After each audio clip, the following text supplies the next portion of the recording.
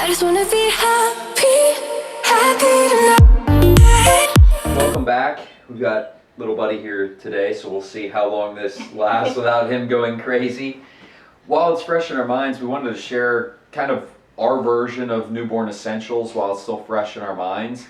Obviously, we're going to share a list of about 15 items here, and obviously some of these are not essentials. These are certainly convenience items, but we found that they really helped us either put our mind at ease or really helped us throughout the day. So please feel free to ask us questions about anything specific. This is controlled chaos here, so it might not look like it's organized, but it is. So we're just gonna hop right into it, and so I guess one of my first recommendations would be the Snuggle Me Organic. So we really like this. It comes with a cover, which is convenient for cleaning. We like this because when he was a newborn, and any newborn, they sleep a lot. So it's easy to just, when he falls asleep, you can put him in here. He's nice and safe. You know, he kind of settles in between the two pillows, and he doesn't roll around, and he just kind of is fixed. A recommendation and a tip I would have is you will have accidents. There were multiple times that he peed or pooped on this. So what we found is if you get yourself a pee pad, you can put this underneath, so on the inside, and put the cover on top so that when there is an accident, you can just take the cover off and remove the pee pad, and you don't have to worry about washing the big comforter. Or the pillow, I guess, because we did have issues with that, running that in our washing machine. So that's just a little recommendation, a tip. we have a Momaroo sitting back here in the corner, and this is actually our second one. The first one, so this is a 4Moms Momaroo. This is definitely one of the convenience items. In fact, Natalie and I kind of went back and forth about even buying one to begin with, and we bought one. It was crazy on sale. Actually, if you go to Bed Bath & Beyond, you can use a 20% off coupon on them, which is nice. Ours broke, and we contacted 4Moms, and customer service was actually really good. They sent us a second one out, just didn't ask for the old one back, so we ended up with two covers, which was nice. And you can see the rainbow hanging there is definitely not original equipment, but he just really enjoys that rainbow. It's like a rattle. So the mobile that's up there is kind of nice to be able to put some other random things in. We just kind of tied it off there. So we can put him in that and turn it on. It's just a rocker, and he will at least hang out in there for 20 or so minutes. The other nice thing is it is easy to clean. So it seems like every time we put him in there, he likes to use that time to make an accident, and it is fairly easy to clean. Yeah, but I guess you should add, what we will add is it is easy to clean, but if he does go on the straps are not removable, so you can't clean that, so that's a little bit of a pain. Yes. So just so you're aware.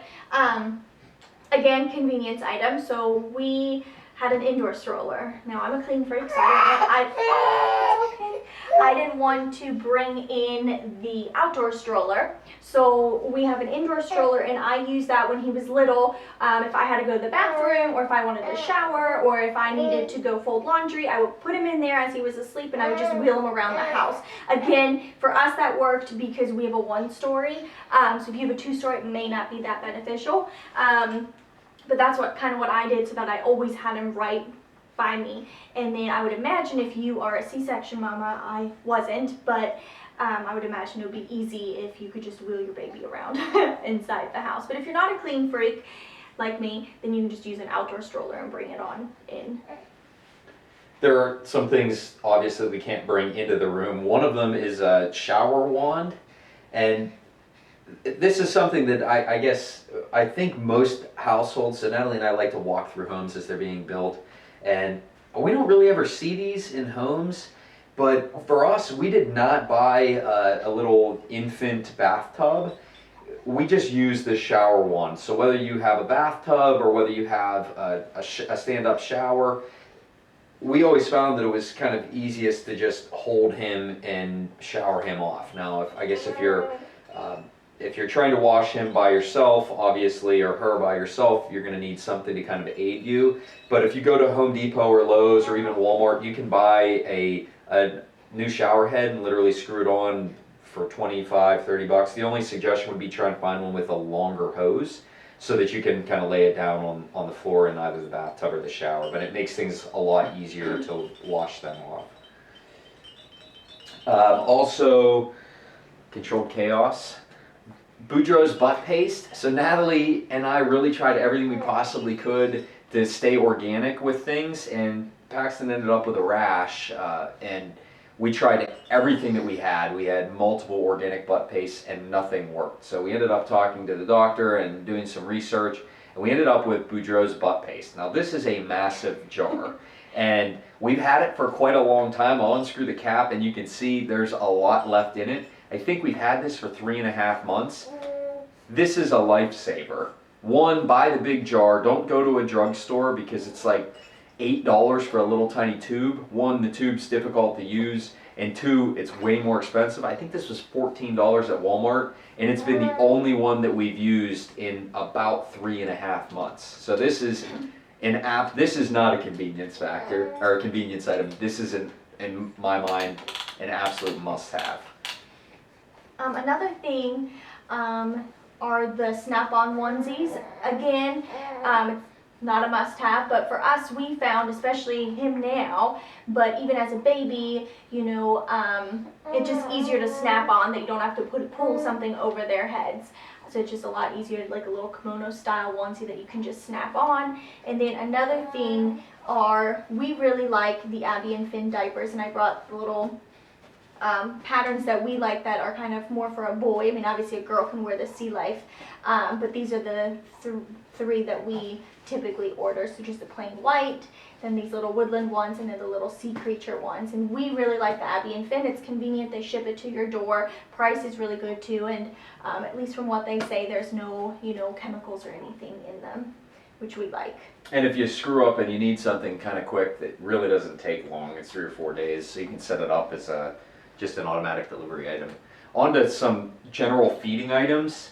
Now we recognize that there are pros and cons to bottle feeding, but Paxton was really, really little, and it took a couple of days to get him to breastfeed, so we had bottles luckily, and we had this small bottle. This is a Komotomo.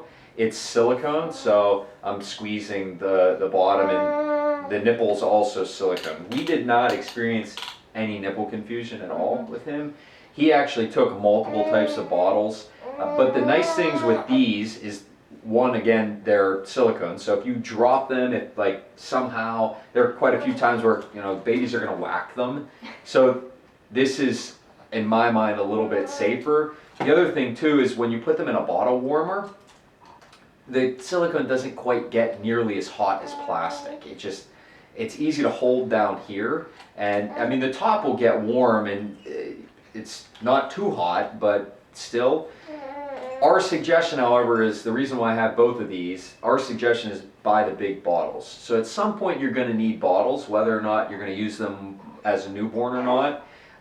But for everybody we've talked to after the fact, we've suggested buying these bigger bottles. They come with higher flow nipples, but you can buy slow flow nipples. You can also buy these in a kit. I think it's 4 bottles with a bunch of nipples as well. They're not much more expensive than a standard bottle.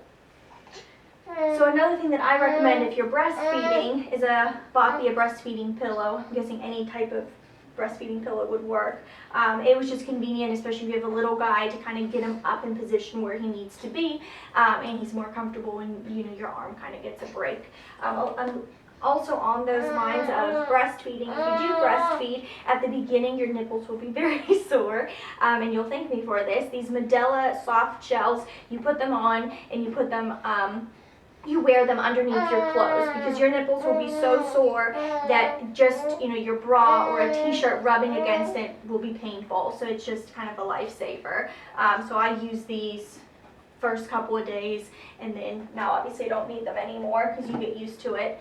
And then another thing is the vitamin D drops. So if your pediatrician recommends for you to give your baby vitamin D drops while breastfeeding, we recommend, you know, little drop these, because originally we had a different brand where you have to give, I think it was 1 ml, which is just hard to give because if you put it in the bottle, a lot of times he wouldn't finish the bottle and then he didn't get the full dosage. And then obviously if you're exclusively breastfeeding, then it's kind of hard to give 1 ml. So we find the drops are really easy because you can just put a drop on your nipple and then that's how he gets the full dose, and it's simple.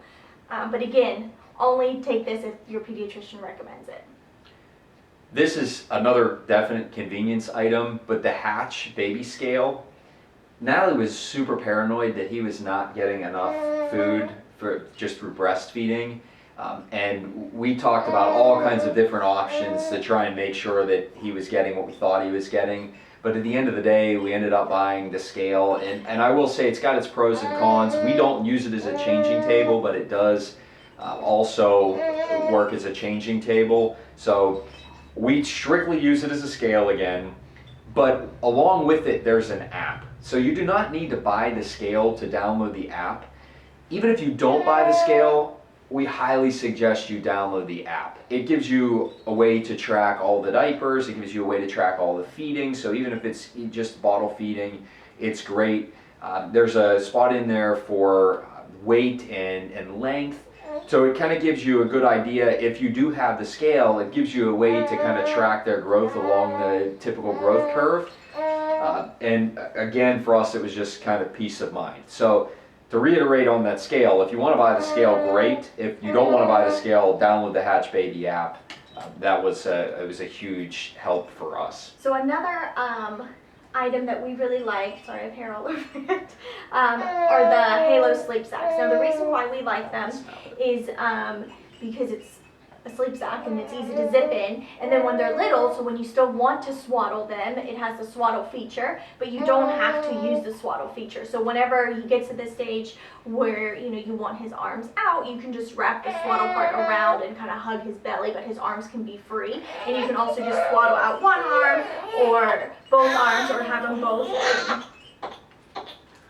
We might have hit the limit. Maybe try a different position.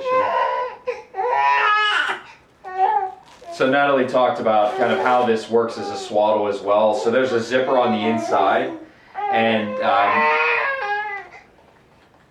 arms, so you can swaddle with arms in. Basically all you do is use a Velcro function. So if you're uncomfortable swaddling, which I think we were, just because we were always concerned that he was going to work his way out of the swaddle, and then it was a suffocation hazard. So this was really nice. And baby problems, he dribbled all over. They make these in different warmths as well. So this is a fairly warm one, and we were using this in the middle of summer. The house was kept at about 75. So this was nice, and then we also had a muslin one kind of as a backup as well. The next one again is a convenience item. Somehow I ended up with all the convenience items, and I was the one who tried to hold off spending excess money. But the Owlet, this is just the box, obviously. But we had one snafu with the Owlet where at night it refused to connect, and it turned out that somehow the Owlet software was down. So we ended up finding out that if Owlet servers were down, that you couldn't use their product, which is a bit odd. So maybe for security nuts out there, maybe you don't like that, but for us, again, it was just peace of mind to make sure that he's still breathing and his heart rate's fine and everything like that. So Natalie checks it 3 or 4 times at least before she goes to bed. But definitely, again, a convenience item for sure. And then along the lines of the Owlet, if you do get the Owlet, it's very useful to get the footless pajamas. Now the reason you don't want the footies on the end when you have the Owlet is because your baby will outgrow the footed pajamas very quickly, because the Owlet straps around their feet, and it does add that little extra which will make them outgrow the footed part. So getting the footless is kind of the way to go if you get the Owlet. And honestly, I think even if we didn't have the Owlet, it's nice not having the feet. You guys probably can't see it, but he's got about 10,000 bubbles on his face. The last item is physically where he slept. We had a Halo bassinet. Again, we got lucky. It's a little bit more expensive than some of the other options, but we got lucky and managed to get one on sale. Bed Bath & Beyond was offering some sort of coupon and then also some rebate. But the nice thing there was, one, it's adjustable height-wise. So Natalie's pretty short, and she actually ended up with some back pain. So it was nice to be able to have it lift up as high as possible. The side folds down, so this is obviously a bigger item, that's why we didn't bring it in. The side physically folds down so she could reach in a little bit easier, and it's also a mesh side so you can see right through it. So she could swivel it over to the edge of the bed, she could literally hold her hand out, he could reach out and touch her hand and it would kind of calm him down, and he could also see her sleep and she could see him sleep. So again, not an absolute must-have, but now that he's outgrown it, we have the crib next to her, and it's pretty difficult. You wouldn't want the crib all the way up against the bed because you can't get into the bed easily. You wouldn't be able to get him out or her out easily, so definitely an item that's helped things. But we're going to put, I don't know whether we'll put a link to everything down below, but we'll definitely put a list of everything down below so that you guys can see the spelling and the specific thing that we had purchased. But again, not suggesting you have to buy all these things. We're just saying that these were things that definitely helped kind of make some things a little bit easier on us.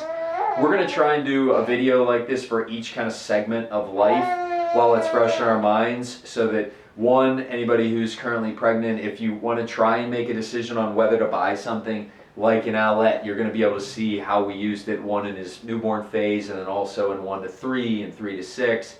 And we'll kind of go in each stage as well, because we can see now what we made that was a good decision and what we made that we kind of look at each other and go, well, maybe that was kind of a waste of money.